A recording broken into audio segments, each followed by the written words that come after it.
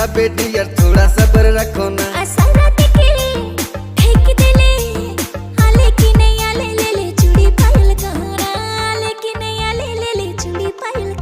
अरे तोर प्यार में डूबल डूबल रहो ना, सुबह शाम तो के याद करो ना।